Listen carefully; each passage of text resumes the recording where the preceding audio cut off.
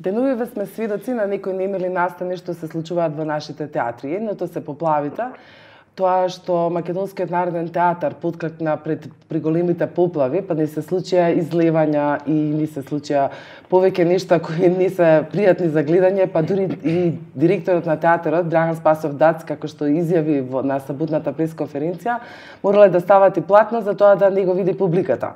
Но публиката исто така вида нешто друго, поточно неа виде представата Ничија земја, која ја откажа ансамблот од театарската представа Ничија земја, го откажа во солидарност со приведувањето на актерите, поточно на актерот Владо Јовановски, истата ноќ во истражниот затвор во Шутка. Овие немили настани, непријатни секако, беа провокација да проговориме на повеќе теми што се случуваат во театарот. Едно се поделбите на идеолошки или веќе како да ги наречеме. За таа цел го викнавме Сашко Тасевски, директор на Драмскиот театар, долгогодишен актер, познат критичар на некои општествени состојби, и режисерот Срđan Јаничиевиќ, режисер вработен во Македонскиот народен театар, не е дел од овој ансамбл Ничија земја. За жал, иако нашите обиди беа големи да се донесе било кој па да го образложи нивниот став зошто тоа се случило, можевме да прочитаме нешто по социјалните мрежи, каде што прилично емотивни беа реакциите. Не е Срđan како надвор од оваа приказна, како ти ги толкуваш овие последователни настани во МНТ? Едно е она што се случува нели со поплавите и со амортизација на целиот нов гламурозен објект. Никој не застана во одбрана или во реакција на тоа нешто, зборувам, значи, не со преседан на откажување представа, но не се случи едното и другото. Што се случува во МНТ? Вака, сега ние овој разговор го договоривме уште од пред 100 години пред да се случи све ова, така да сега да не испадне дека сум кликнат само за ова да збориме. Никако ова не е повод, но за жал не може неминовно е да не се спомене. Така, не сакам да бегам од мојабетот, меѓутоа друга беше темата на почеток. Не врска. Вака, како и да е, значи, од кај да почнам сега? Сакаш да зборувам за театарот или да зборувам за екипата? Представа не се одложува во никој случај. И ја тоа ја тој ден не сум бил во театар, имав концерт како што знаеш, меѓутоа представа не се одложува во ниеден случај. Ти можеш да протестираш за што сакаш и ќе одиграш представата. Значи представи се играле во време на војна, се играле многу примери знам од нашето глумиште кај што има смртни случаи, блиски, многу блиски луѓе, многу семејство, па се одигрувала представа. Представа не се откажа во никој случај. И тоа е строго за осудување. Меѓутоа, она што е проблематично е не е проблематично, меѓутоа сакам да кажам дека ние сега можеме да зборуваме ансамблот ваков и таков, сега ние во нивно отсуство неблагодарно да зборуваме, но сепак мора да изнесеме некаков став.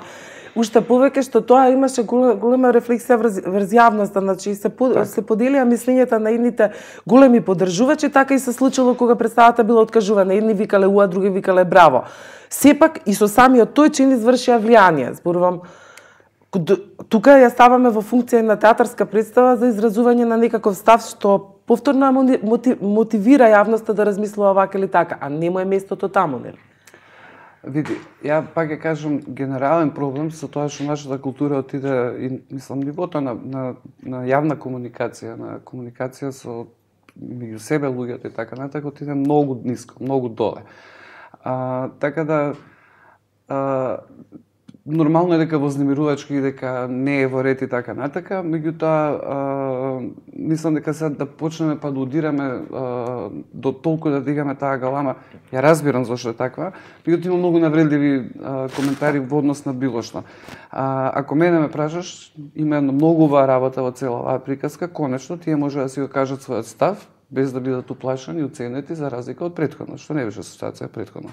Ја памтам дека имаше многу ситуации пошто јас сум имаш, например, не знам, да збориме за хонорарите, да збориме за било што, за сите неправди кои што се случува сега од 2009 да не ги враќаме навака сите проблеми, меѓутоа знам дека имаше страв да се реагира дури и за работи кои што комплетно нема врска со политика, меѓутоа само за да не бидат разбрани погрешно. Значи, ете тој страв сега го нема и конечно кажа некој став, па макар и бил грешен, и пак ќе кажам, Дефинитивно осудувам поставката да не се игра представа. Представа мора да се игра, затоа постои театар. Во многу полоши услови од ова.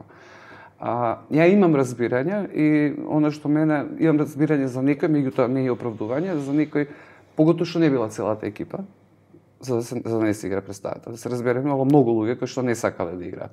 Најстрашното е што тие највише што не сакале, највише се плюкани сега. Пошто луѓето ја гледаат големата слика, големата изјава, а не знаат што било позади приказката. Тоа е едната причина што е многу, мислам, тоа исто како да кажам, они се солидаризирале како екипа затоа што таму било изгласано. Тоа што било изгласано. Многу од тие луѓе, знам дека има такви изјави, например, ја не сум видел никога во меѓувреме, меѓутоа многу од таму викаат поголема казна од овој срам немаме да го имаме до крајот на животот. Значи, зборам за некои луѓе од дел од екипата. Денеска го контактирав Сашо Куцев, тој е главна улога во представата Ничија земја, па единствениот коментар му беше дека ќе загубивме публиката.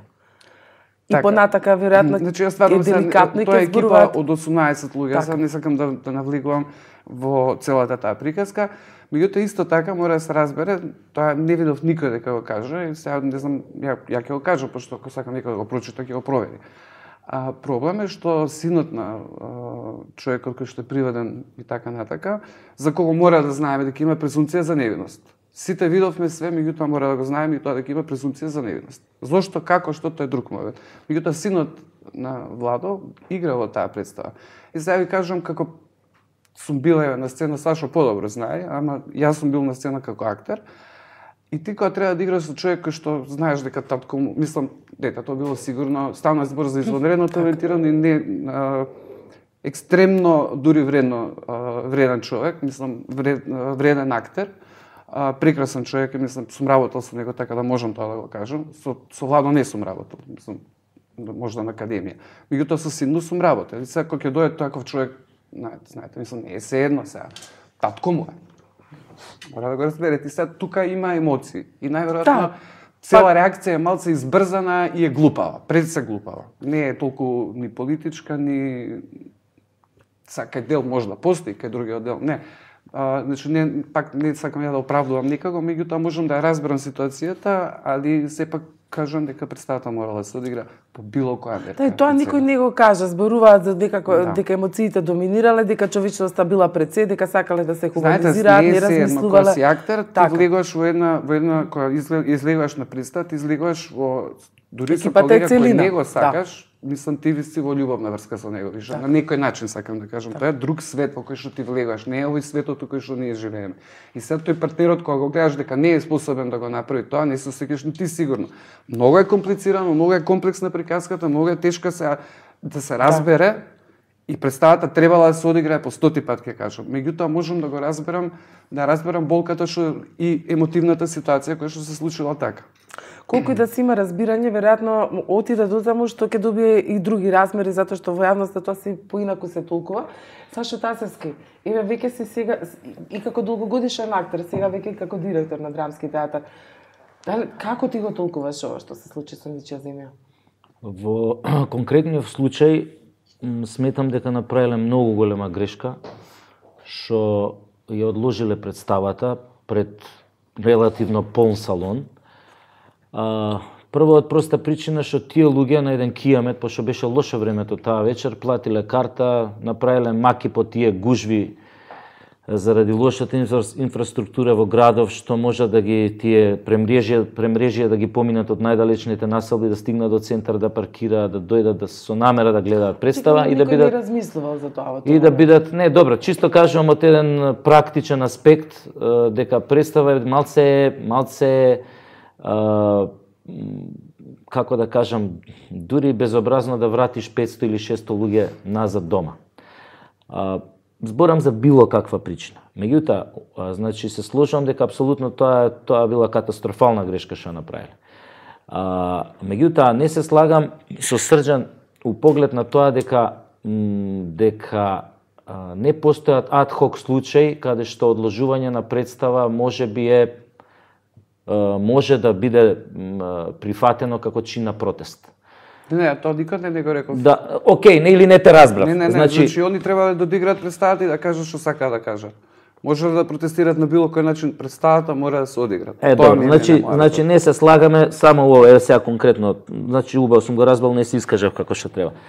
Значи според мене постојат ситуации, сега X ситуации каде што да кажеме, актерите може да се соберат и како чин на протест да одложат представа. Меѓутоа да кажеме да беше една ситуација, сега импровизирам, во која што е уапсен, приведен глумец, актер,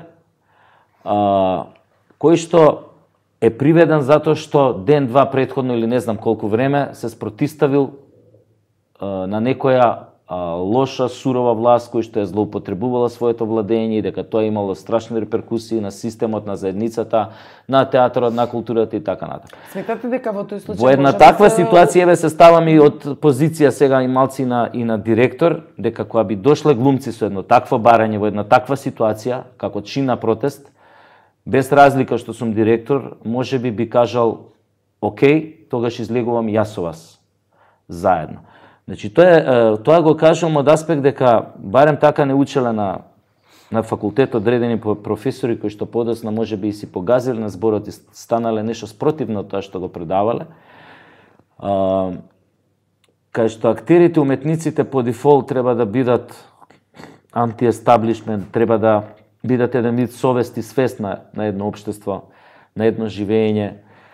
Од тој аспект тие секогаш треба да бидат ниту за еден, ниту за друг. Секогаш треба да ги гледаат работите малце од една пристојна интелектуална дистанца. Тоа е она да се биде свест и совест.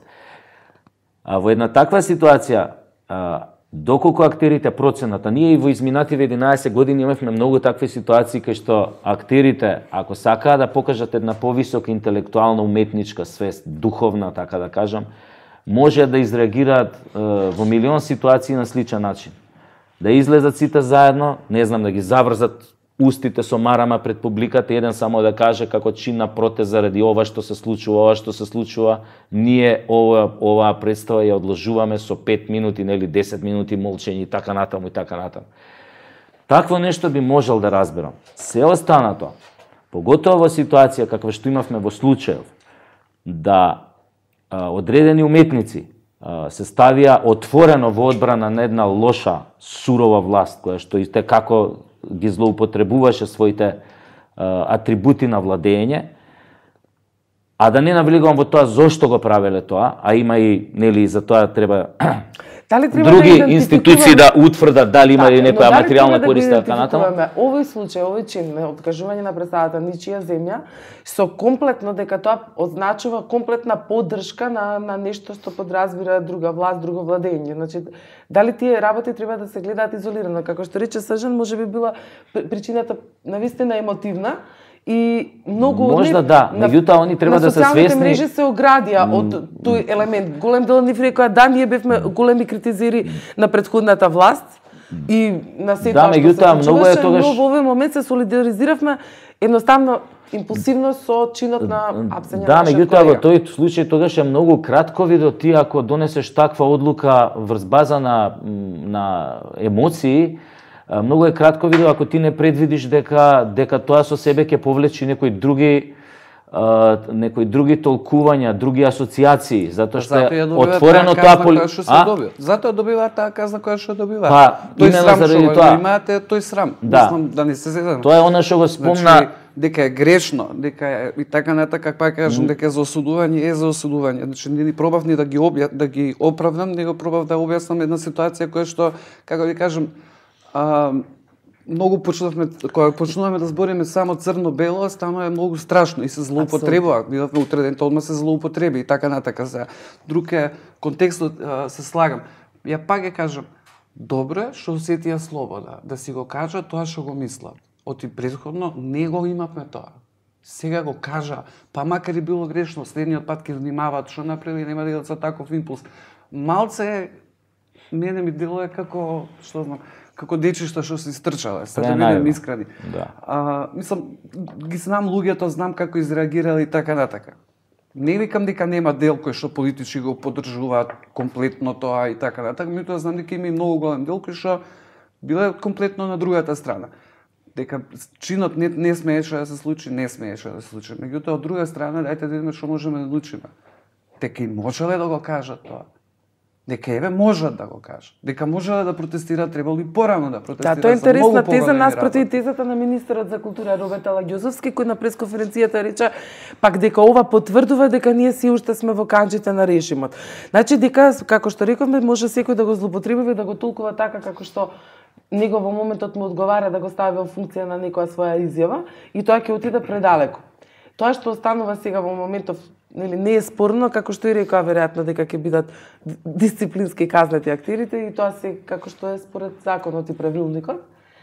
И сега треба да се испочитува понатака и законот со тоа што имаме повторно уметници или наши интелектуалци во приведени и јавноста се солидаризира во смисла дека овие јавни личности со сиот нивни минат труд, дури едниот и одликуван. Тој доби, колку што се сеќавам, орден доби МОП доби орден, не он лично. Не он лично. Тој го прими. Тој го прими, да. Да, во нивно име. Да. Макар, значи тука неговиот авторитет бил во преден план, така што луѓето се идентификуваат со такви големи уметниците. Сега сакам да поставиме тезата, имајќи во предвид колкава влијание еден уметник како авторитет може да има врз јавноста, исто толку зашто како се бара од нив истите тие да добијат така наречена, сега се спомнуваше дури некоја нова терминологија, уметнички имунитет да добиеш, како што претениците бара оние претеници кои го прекршиле законот, уметниците да добијат никаков уметнички имунитет заради сработеното кон државата претходно. Тоа не постои. Ти оној момент кога ќе се вмешаш. Како тоа да го толкуваме? Не, тоа е безмислица. Тоа е безмислица. Не можеме да коментираме таква безмислица. Ти оној момент, значи пази се, тука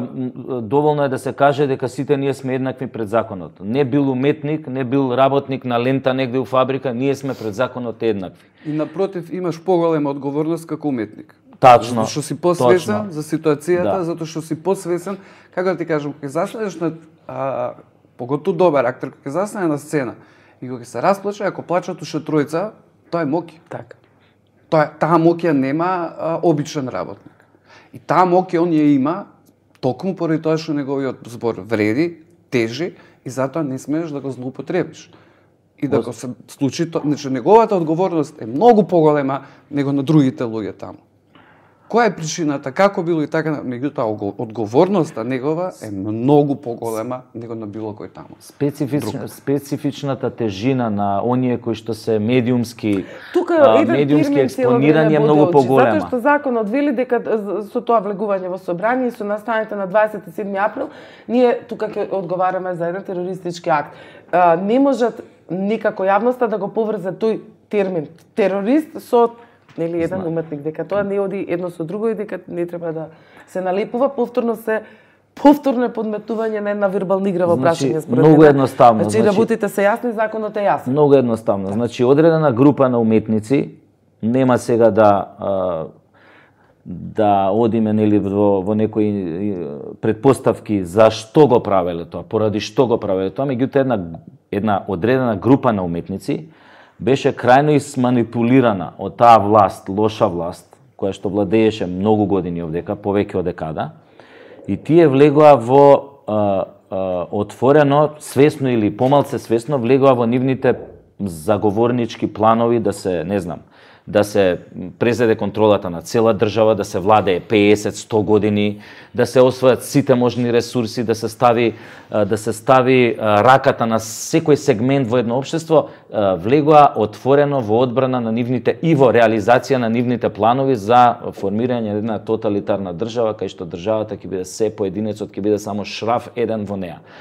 И не само што влегоа во тој заговорнички план, кој што беше реален, ние тоа го гледавме у многу ситуации, не само оваа на 27 април, што беше наречен крвавиот четврток, значи тоа постоеше и порано, од контрапротестите што ги праве, од 24 декември врлање од собрание, од ред други кризи кои што намерно ги предизвикува и така натаму. За архитектите. Да. Се, црквата, скршењето во центар, сето тоа се планови, затоа се тие бомби што ги објавија многу тешки Затоа што тие се доказ за еден широк заговор на владеачката партија во содејство со подземјето, во содејство со сите институции на државата, органите за ред и безбедност, значи целата држава била во функција, затоа се нарекува тоа злосторничко здружение. И сега, не само што станаа дел од нивните планови, од реализацијата на тие планови, затоа што беа медиумски личности со одредена специфична тежина кои што можеа да ја го менуваат или инженираат мислењето на јавноста. И не само што влегоа во тоа, туку тие правеа и една уште пострашна ствар во едни крајно комплексни околности,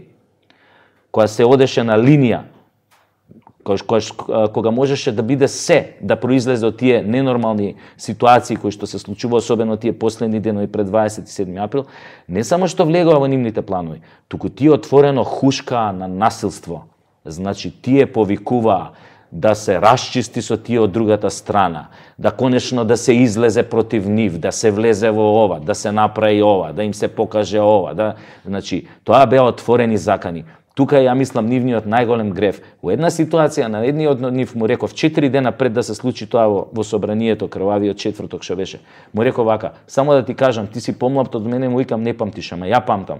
Сите оние кои што учествуваа, уметници зборам, културни работници така натаму, кои што учествуваа во хушкањето година-две пред да се случи граѓанската војна во Сараево, пред да се случи Хрватска предела.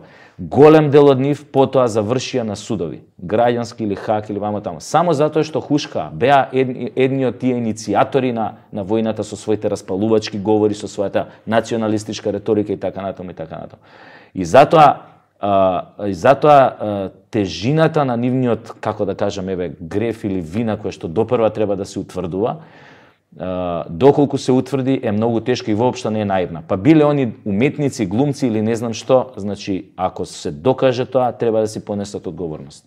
Требаше да бидат свесни за таа работа. Така, Срчан Јачиевиќ, долго го заговаравме точно ова интервју, за жал поводот повторно не е некако нека убава представа, сигурна сум дека за тоа ќе имаме можност. Последен пат кога зборувавме, тоа беше пред промена на власта. И беше во еден меѓупериод кога уште, како што видиш, се плашаа луѓето да зборуваат, да кажуваат многу работи. И многу интересно нешто ми кажа дека прво што ќе треба да направиме е да ги ослободиме просторите. Просторите за делување, просторите за креативно изразување, просторите каде што човек ќе може да делува едноставно. Сега, веќе тоа се случи. Дали ти можеш да чувствуваш таа промена? Иако јас имам впечаток дека да, некако наликува на поголема транспарентност и демократизација на просторите, голем наплив и влез на граѓанскиот сектор, еве дел си од културниот бран заедно со Поган Паган, каде што направивте една турнеја. Добива ли ова веќе некаква форма, се чувствуваш ли послободно да делуваш? Знаеш, ако се сеќаваш, главното беше парите ќе ги вратите. Знаете, тоа беше цело време, парите ќе ги вратите, парите ќе ги вратите. Еднаш напишав, парите ќе ги вратат, нема да ги вратат, можда ќе ги вратат, не знаеме, ќе заработиме нови, ќе заштедиме и така на паметот што правиме. Паметот треба да се влезе. И затоа кој ќе кажат, кој ќе кажат да не правиме сеир, да не се ситиме, значи многу отидено од нивото ни отидено многу ниско и сега треба многу да се работи, а тука е битна културата, многу да се работи на тоа да се вратиме на некој пристојно ниво во која нема да гледаме дебати како што гледаме, нема да гледаме уметници како зборуваат за собрание, за напади, за политика, например. Да, мислам да дојдеме до тоа да можеме нормално да разговараме меѓу себе, за да можеме работите нормално да ги представиме. Оти кога викаме, никој ништо не слуша. Само галама има. Значи, ни тие што не гледаат, ни тие меѓу себе немаат диалог. Ние стварно имаме голем проблем да научиме да разговараме меѓу себе и да се сослушаме. Секој си го прави својот голем монолог цело време, а сега сме доведени во тоа ниво. Значи, малце изгубена паметот. Сега се сите многу осетливи, сите се малце полудени, како што би се рекло, знаеш. И значи за тоа ќе ни треба многу време и многу образование, и многу воспитување и мора да се потрудиме сите заедно тоа некако да го подигнеме нивото. Што сакам да кажам, например, ние сега да збориме конкретно баш за случајов, пошто ја мислам дека тоа било цело истата приказка, Хермелинот паркиран, па него го ставиле, да, ама не беше снимен. Не беа викнати прво новинари, па човекот последен дознава. Значи, цела култура. Меѓутоа, ако Ако се вратиме назад, оваа држава имала прилично репресивен однос према секого. Ја памтам, например, мене ми има приведено 4 саца бајле полиција со изборам со 2 калашникова, со мајка ми буткање, со најстрашно свет, зашто бев сведок. Таа будала што носи достави, кога се случи тоа? Не е битно, 2000 некоја година, не сеќам, трета, четврта, например. Тој што носи достава, го мрзи да ја носи доставата, вика не е тука, не е тука, не е тука, полицијата по службена должност. По службена должност доаѓа со 2 калашникова да ме однесе као, но не знаат зашто ме носат. Да, за да имаат налог. А они имаат налог да ме однесат до суд. Мислам, како ја кажам, тоа е комшиите гледа, мислам, не е сеедно, така, од 4 саца бајле 5 ја будат, мајка ми стара жена, 70 и кусур години, ме носи полиција со, мислам, сакам да ви кажам, за будалаштина, за сведок у тепачка у која не ми бев сведок, зашто ја викав полицијата. Оти морав да истрчам надвор по телефон да викна полиција, за да, сакам да кажам.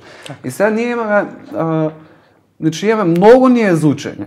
И одамна имавме многу за учење, меѓутоа се стигнавме до стварно сериозна ниско ниво и на свест и на култура. И ние мораме сега да се обидеме, да дојдеме до тоа да не вриштиме еден на друг ако може, него да разговараме пред се. Значи, и за тоа кажам дека одговорноста на уметниците е многу поголема, затоа што они први треба да не доведат, да го доведат народот или луѓето или граѓаните whatever до едно ниво кое што ќе почнеме да разговараме, да се подигне свеста за тоа како нормално се живее. Оти ова не е нормално што го живееме во моментот. Мислам, ова е страшно. Именно тоа и мислев, како ќе продолжи, сега вие сте сите колеги таму, работите заедно, ќе работите и понатака представи. На крајот на криштата, не можеме да не споменам оваа представа, ничија зиме една од гламурозните представи кои театарот Мената го чинат многу, односно државата. Такви представи имаме во 2015, имаме во 2016, 2017, ничија зиме, цели 4 милиони динари. Предходно, како што рековме, Соларис 5 милиони 790 000, Чикаго е 3 милиона, Наташа Поплавска во 2015. Чи Мената и понатака како водечка, нели, национална куќа, Мената останува со едни гламурозни прескапи проекти, каде што јас веќе имам впечаток дека можеби овие ансамбли на вистина хранејќи се долго време од едноставноста да се дојдат до изведба на една представа која не мора да има пазарни очекувања. Тоа го одлучи, мислам, минатата власт и се надевам дека малце ќе се воведе. Минатата власт сакаше да се фали со големи проекти, со големи представи. Едноставно... Ништо идеше едноставно на актери, на ансамбли, која тоа ќе треба да се прикаже како гламурозен проект. Очигледно средства имаше. Како што нели гледаме како се распаѓа Мената во моментов и колку тој чини, од каде се преливали, зашто се давале, тоа се веќе други прашања. Значи очигледно се до тоа беше шминка, значи многу брзо после паѓањето на таа власт се покажа дека они не инвестирале у жива уметност, така да кажам, инвестираа нешто сосема друго и тоа го правеа со одредена цел, која што беше они измислува и мртва и непостоечка култура, мислам. Баш тоа да, псевдокултура, псевдонаука, све беше тоа на псевдо. Псевдоградби кои што гледаме дека не се фактички град. Да. И сега тоа ќе си го покажува лицето, како што рековте, ќе паѓаат маските и они во еден одреден момент тогаш решија дека кој најголемиот дел од колачот нели ќе оди во Македонскиот народен театар, што неам против тоа, нели, една да имаме национална куќа као најголем репрезент и така натаму, меѓутоа се направи еден голем дисбаланс на средствата, да кажеме огромни пари одеа тамо, на сметка на тоа она што до сега добивал, нели, драмски последниве години, се многу минорни средства односно оние на МНТ, тоа не се ни у просек негде некој 1.400.000 денари у просек, можеби нешто помалку успоредба со овие што ги кажувате у МНТ се стварно мислам 2-3 пати, 4 пати помали. Така да во една таква ситуација за другиве театри се исто некој од нив тука негде, некој си уште помалце и така. Меѓутоа, друга работа е што навистина ако се бари од другите национални установи да држат некаков чекор со продукцијата, да се представуваат себе си, да представуваат македонската култура и државата на фестивали надвор од државата, во странство значи, па и на домашни фестивали, значи тој дисбаланс огромен, тој јас мора да се намали, мора малце да се обезбедат и оле по-фер услови за конкуренција, за сите ние можеме да, не знам, да аплицираме со проекти кои чинат 50-60 илјади евра, меѓутоа прашање колку сега и министерството е возможно да одговори на тие барања, ако се земе у предвид дека она што се слуша дека тамо дупката финансиска која што е предизвика проектот Скопје 2014 е во десетици милиони евра. Така да, ова ќе биде тешка сезона за нив. Како јавноста ќе разбере дека сето ова што се случува како штета некаква констатирана, ние дури луѓето се смеат како министерот за култура постојано оди и констатира некакви поплави некаде и паднати плафони наместо или ние бевме навикнати да гледаме една министерка за култура која одеше на премиери, на промоции, каде што во суперлативи се зборуваше за се што ќе се направи, за проекти кои чинеа скапо. Сега, билјата е останата, овој министер за култура ја презема одговорноста, буџетот е намален, ќе се случи незадоволство меѓу самите уметници кои биле навикнати да биде малку поинако, нели, да биде. Значи вие. Што ќе се случува на така? Јавноста нема да можева никако да го разбере како еден нов имидж во културата, како овој влез на граѓанскиот сектор, на културниот бранд, на субкултурата, нешто што не чини малку, можеби и премалку. Па не знам. Тоа тоа беше, како да ви кажам, колку да се случи. Мислам, тоа е една добра волја, колку чисто да може да се бутне приказката, за да може некако да тераме, што е добар гест, фин гест, сакам да кажам. Да се разбереме, оваа држава мислам дека има ужасно висок буџет за култура. Се не е ова добро да го каже човек што сите замеруваат во регионот, да, сите во регионот ни замеруваат за тоа. Тоа дека ние имаме фантастично голем. Да, фантастично е голем. Не е убаво да го зборам тикам, ја пошто сум човек што би требало да сака да го уша поголем да им иде се тоа. Меѓутоа проблемот е кај цури буџетот. Дистрибуцијата. Значи, како да ви кажам, не збориме, не знам, пред дошло, колку е чинал државата и колку има вратено назад реално. Сакам да ви кажам, некои работи, да, се е скапи и не можеш да ги платиш другче на друг начин, мада мислам дека тој филм исто не е ни толку скап, да речеме. Има представи кои што не коштаат толку и се исто толку гледани и погледани од некои што не коштаат, што коштаат екстремно многу. Меѓутоа мене например ме плаши повеќе тоа, пошто таа репертоарска политика не мора да значи стално дека со многу пари треба да направиш добра представа. Еве Силјан Штаркот е со толку пари колку што ви кажав пред, со 2000 евра направена. Мислам, сега смешни се тоа, од тие 2000 евра 500 евра се давани за бубњеви кои што играат у 3 представи други. Значи може и од друга представа да ги земат. Не може тука да правиме никаква според вас овие грандиозни. И сега сакам да кажам, значи можеш да направиш убава представа и со многу помалку пари. Не, тоа не е проблем. Не ме секира со оваа зграда и со овој театар и ја бев од кога тргна таа идеја за ваква зграда и ваков театар, ја бев апсолутно против, чива и да беше. Имаше тогаш реакции внатре меѓу колегите зошто ќе не требали таков? Затоа што театар е скапа играчка. Мислам да не се, тоа е скапа работа која што не знам колку може да работи како се вика тоа продуктивно, односно да произведува пари и да враќа пари назад. Затоа што има многу на едно место го кажав тоа, има многу приказки кои што можам да ви ги раскажам овдека, кај што државата треба да биде одговорна на таа тема. Меѓутоа не можете да запалите 30.000 сијалици да коштаат тие, ме разбирате, мислам тоа е самата зграда не чини нас. Значи, како само по себе чини. Баталите вие по проекти, мислам. И тој мегаломански, конзервативен начин на размислување мора ние некако да го укинеме. Со декрет, ако може. Затоа што не смееме да си ги дозволуваме тие работи. Разбирате? Мислам, не можете театарот у Прилеп да го видите на што личи, тоа нема ни зборови више за колку е беда и дно тоа. Да, затоа има сега еден голем проект за децентрализација во културата, поточно санација на овие објекти. Тоа не се санира, мислам, да не се. Тоа е тажно што се случува таму и зошто тогаш веќе не се произведува култура која нема никаде да се произведува. При тоа таму има најголемиот фестивал за театар е таму. И се како да ви кажам, 90% од представите кои што добиваа награди уназад, не е битно какви се представите, не сакам да го отворам тој моје. Не може да се одиграат таму, доаѓаат луѓе во Скопје, да гледаат представата. Затоа што и сега да кажам, истата технологија или слична има во Велес, и што два ако направат таму, зашто правите фестивал во Прилеп само ради, сакам да кажам, тоа е страшно таму што се случува како зграда. И сега место да правите па дури да се совршени, ја гледаме дека прокишлјаваат и дека мислам опасни се некои моменти, али ти не ги отвараме. Па да, рекоа дека прилично опасно може да дојде до спојна струја и вода. Па сега нормално кај што има у театар има струја, не може да нема струја. Еден рефлектор е 2 киловата, тоа што да правиме сега? Така, мислам, и се тоа може да биде стварно сериозно опасно и уште не изграден тој се запали. Ама ајде да не го отвараме се тој муавет. Сакам да кажам дека било очигледно, прво немаше потреба да се прави реплика од некој театар кој што конечно 100 години поставил, мислам, пред 100 години бил изграден. Мислам, како да кажам, театрите у свет се вредни ако имаат бар 5 века. Па да размишляме за него. Мислам, втора една некоја друга империјална сила која што сакала нешто друго да покаже тука и така натака. Не знам која беше сулудата идеја воопшто да се размислува да се прави тој театар на тоа место од кога и да.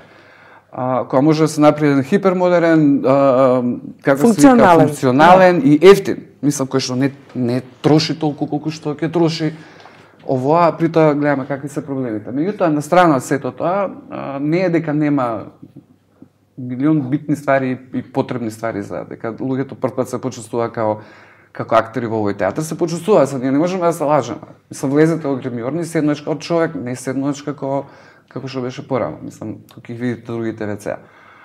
Какви беа какви беа другите гримиорни или какви се гримиорните кај у драмски, мислам, сега да не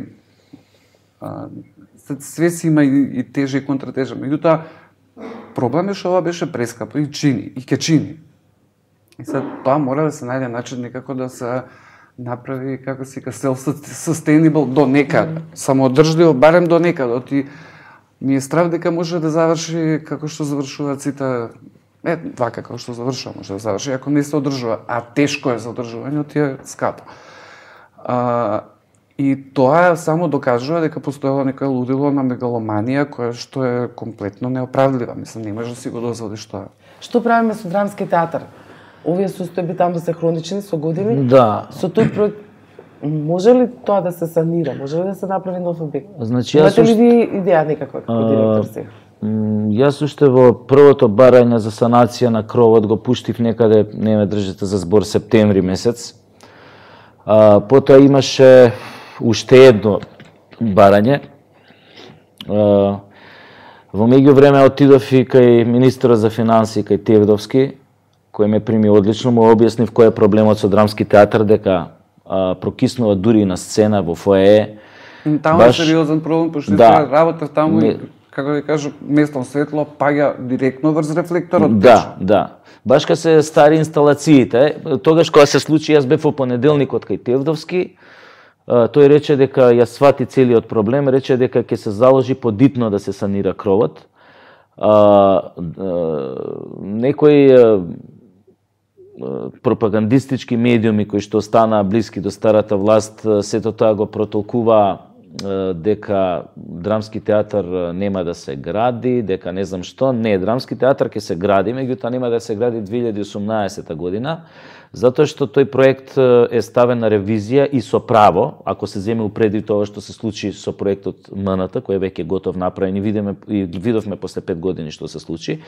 Значи, тој проект е ставен под ревизија, се разгледува во Министерството, најверојатно новиот театар, новиот драмски ќе се гради некаде во 2019 година, меѓутоа јас не можев како директор веде да дозволам да се деси некој голем куршлус во спојот на водата, електричната, струјата и така натаму, особено што 3 дена после мојата средба со Тевдовски имаше некоја конференција маркетинг кај нас, беше откупена салата, кога оние местеа светлото и ја местеа сценографијата, протече буквално некаде околу 11 сатот, која јас му пишав порака на Тевдовски. И веднаш тој алармирал во Министерството, веднаш дојдаа луѓе, ми се јавуваа тамо, слика, правеа. Ние сега денеска дојдаа луѓе кај нас да направат спецификација и проценка на штетата горе. Работава е дека не смее да се дозволи да дојде до некоја голем проблем, не да Боже до некоја несакана последица по животот на некои луѓе тамо, на публиката и така натаму. И добивме уверување дека драмски ќе биде приоритет за санација целосна на кровот во 2018 година на почетокот. И доколку тоа се случи, ќе ни олесни на многу од нас, затоа што навистина е секоја представа кога е времето лошо, кога еве сега премиерата на 22 декември ќе биде ќе биде на летот над Кукавичето гнездо и сега ние гледаме таму некоја метеоролошка прогноза какви ќе бидат тие денови, мислам што е смешно, затоа што онаа дупка која што е отворена над самиот просцениум, на сцената кај што едниот од излезите е огромна и од таму мислам тече вода. Сега некојаш ако ставиш странични рефлектори тука на фактички на страничните излази, значи тоа кога би ги ставил тука рефлекторите, малте не би капело во кабли, поготово на левиот, овој што од левата страна од гледалиште кога гледаш. Така да ја мислам дека Министерството го сватија сериозно овој проблем, викам без разлика на тоа што минатата тоа раководство на театарот спиело на лево уво дека театарот ќе се гради, нема потреба сега скровот да се санира. И јас побарав фитна санација баш заради тоа што тој театар додека не се изгради новиот може да поминат уште 2 години. Ние не можеме да си дозволиме да работиме у такви едни субстандардни услови. Едноставно мора да се обезбедат услови за квалитетна продукција. Како што рече, Снежан, неблагодарно е да се зборува, да речеш дека треба да се ако ние треба да бидеме по-економични во распределба на буџетот за култура и дека треба можеби малце поскромно да се делува, тоа верувам дека на многу не би им се допаднало. Освен тоа, во МНТ се случува многу вработувања во последниве 7-8 години. Тоа значи дека биле нели наложени или оправдани или овозможени од претходната власт. Дали овие луѓе кои нормално борејќи се за работно место вработени таму ќе продолжат и натаму да бидат лојални на нешто што се нарекува политика од која нели едва излеговме? И дали ќе продолжи внатре некаков реваншизам? Колку се чувствува таа атмосфера внатре и таа напнатост?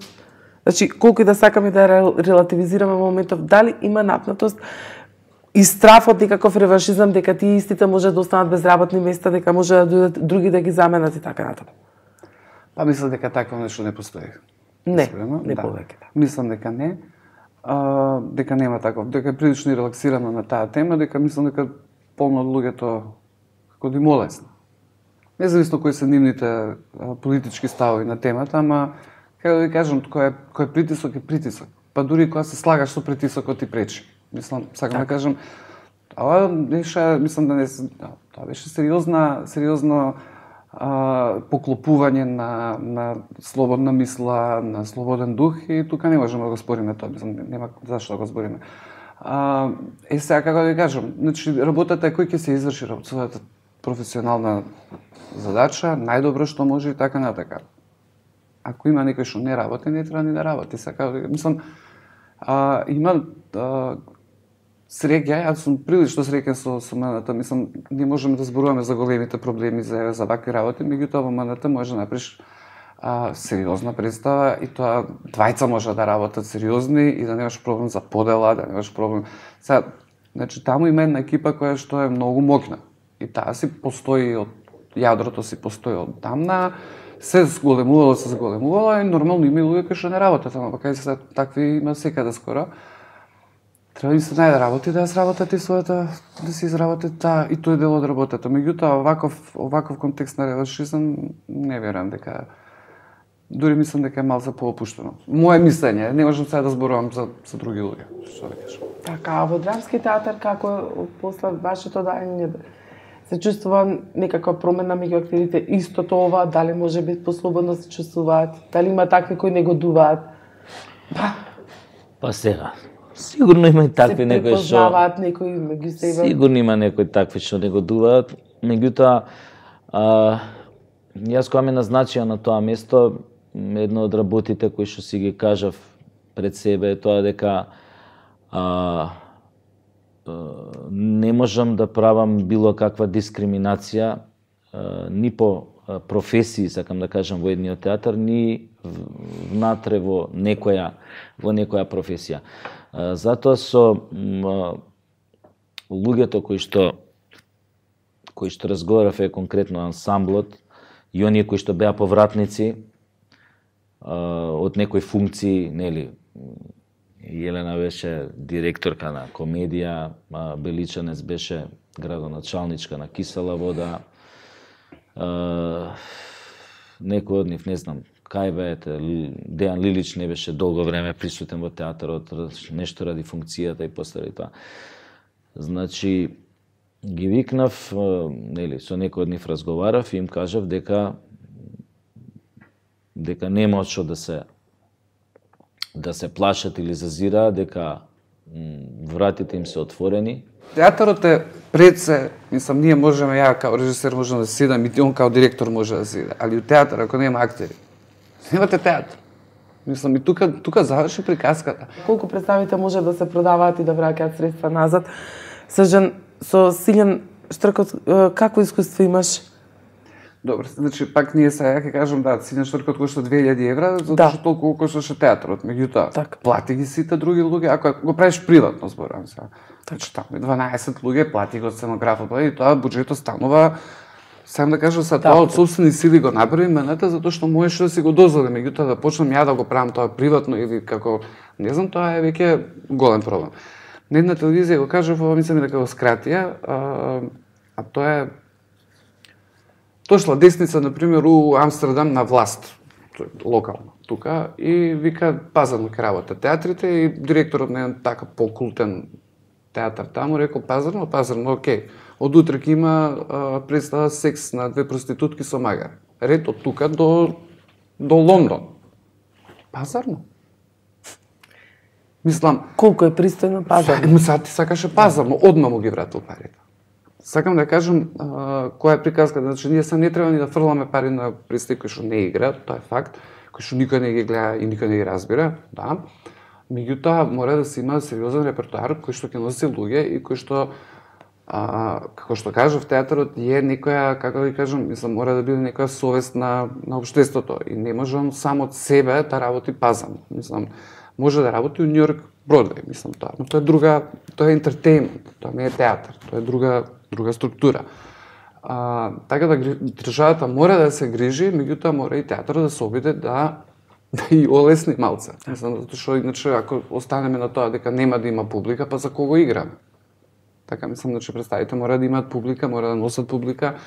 Дури и понекогаш, сега не е битно али на истиот режисер, имаше да биде стално 100 луѓе кои што се веруваат во таа представа. Таа 400 собира долем и тоа 100 луѓе, 300 ќе се отидат, 100 луѓе веруваат и ја сакаат представата. Тоа е важно. Меѓутоа да нема луѓе е катастрофално за било кого. Се надевам дека ќе успееме сите ние, а пред се и вие највише треба да помогнете новинарите, и многу од актерите многу чудно реагираа по пат заради тоа што вие стално им се явувавте да одговорат на некоја политичка тема, а никош не ги прашате за ниедна представа. Што е многу тажно. Во него, јас се надевам дека успеавме малку да вратиме свесноста за тоа што точно и каква треба да биде функцијата на театарот, или незината примерна функција уметноста и катарзата што таа ја произведува. Веруваш ли, Саша, дека ќе успееме некако да се вратиме во некоја нормала од оваа поделба? Многу работи ќе треба да се сменат, некои просто од оваа ситуација денес која што живееме ми изгледаат за непроменливи. Една од најтешките работи да ги променише менталитетот, а нас ни е менталитетов таков каков што ни е, и тој најтешко се менја, ќе треба децении да поминат многу организирано. Кога велиш менталитетот, дали смиташ на тоа, на неможноста да конечно да се разберат работите, нели зборувам за односот за нашиот однос као поединци, као колектив кон одредени работи, општествени, културни и така натаму, политички и така натаму и така натаму. Значи, додека ние тој однос не го смениме, многу работи ќе бидат џабе, многу кампањи ќе бидат џабе и значи ќе поминат децении. Тука голема улога пред се треба да одигра образованието и секако медиумите, она што го спомна Срđan пред малку, навистина многу ќе биде тешко театарот да се исполни својата функција, да биде еден вид на барометар на едно општество, нели, на една клима општествена или на еден свет каков треба да биде, каков не знам шо. Ќе биде многу тешко да исполни таа функција, да биде за нас, за нашите проблеми, за нашите овие демони, да не биде барометар. Да, за нашите ангели и демони ќе биде многу тешко доколку медиумите не ја одиграат соодветната улога. Ние сега последниве деценија и не знам колку веќе од кога почнаа печатените медиуми да умираат нагло, откако престана културата да биде еден вид на, како да кажам, никогаш и не била лајт мотив на нашите телевизии, меѓутоа порано имало доста емисии за култура, еве, не доста, ајде сега ќе кажем, ама барем имало и за филм и за театар. Гости кои го кажуваат. Значи е многу тешко, јас тоа го приметувам според кога доаѓаат нели новинари за одредени представи за пресови и така натаму. Значи едноставно свесен си дека они не се виновни. Едноставно ти кажува нема уредникот не ни дава камери за театар. Не можеме да покриеме тоа, не можеме да дојдеме, не можеме ова, не треба за друг. Ако нема скандал, нема шанс. И пазете сега што се случува. И од такви околности, кога медиумите не информираат квалитетно соодветно за оно што се случува во театарот, за театарот како феномен, доека нема такви образовни емисии, какви што има, еве сега баш денеска или не знам кога беше зборевме на таа тема, мислам, една хрватска телевизија на 1 и 3 можеш да видиш 10 различни културни емисии за како се слуша опера, како се гледа балет, кои се структурата на операта, што е тоа, што е за театар, па општи за култура, пола уре културе, пола вакво, пола онакво, за читање, 5 минути читање, тој автор, 5 минути.